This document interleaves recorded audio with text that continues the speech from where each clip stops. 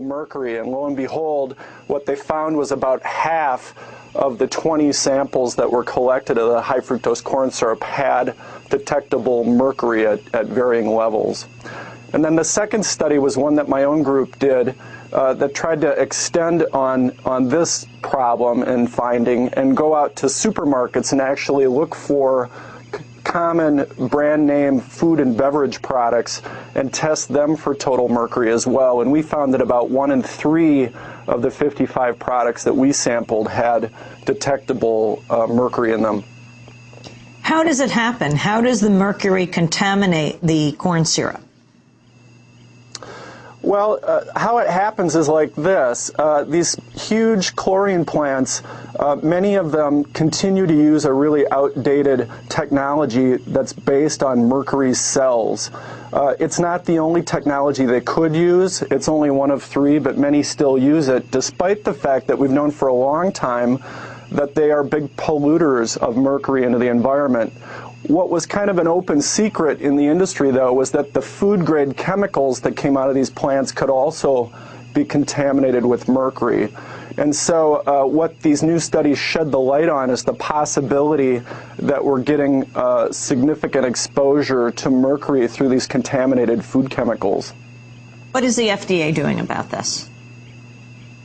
Well, unfortunately, you know, like the previous speaker said, the FDA's problems kind of speak for themselves. Their response this week was basically, we're dealing with salmonella. We don't have time to worry about high fructose corn syrup.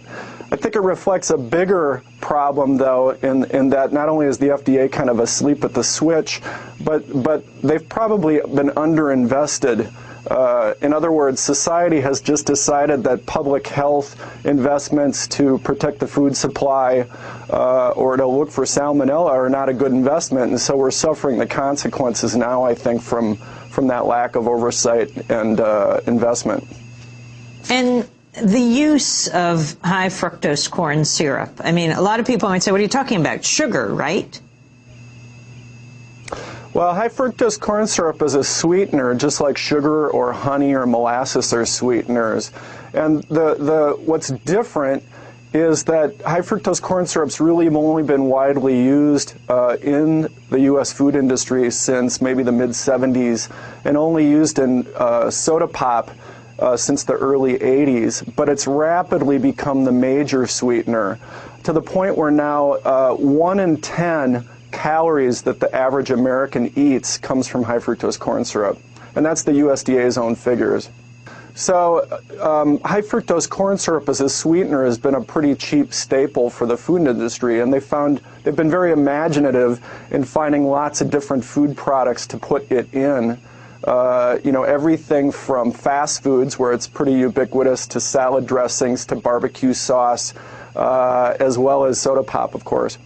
I think the issue here isn't just about high fructose corn syrup, but you know, the bigger point to the story, I think, is that we have an alternative way of making these products. The caustic soda, for example, is integral to the production of high fructose corn syrup. You can make caustic soda using mercury, or you can make it without using mercury.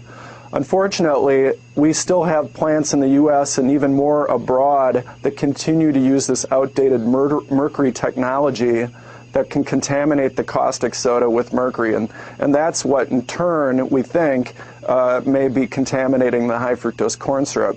In 1983, the U.S. Food and Drug Administration formally listed high fructose corn syrup as safe for use in food and reaffirmed that decision in 1996.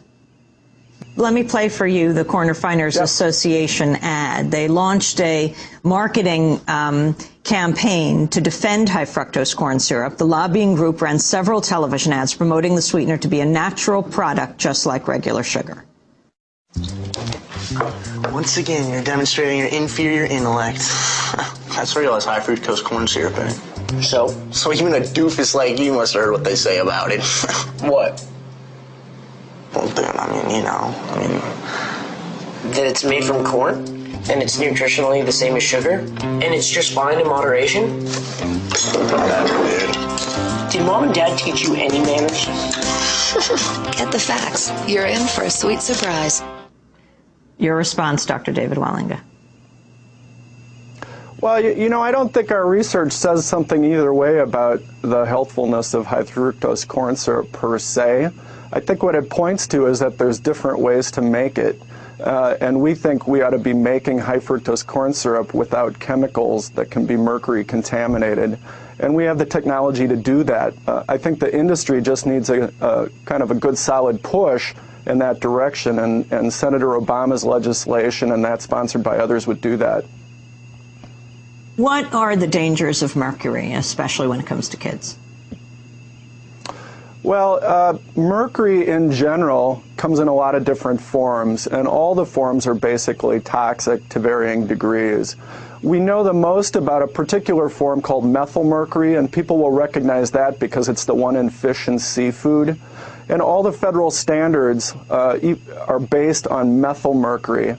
We don't really know what kind of mercury is in high fructose corn syrup. I would hope that if FDA does further testing, and I hope they do, that's one of the questions they would answer is what's the mixture of mercury in the high fructose corn syrup that we're finding.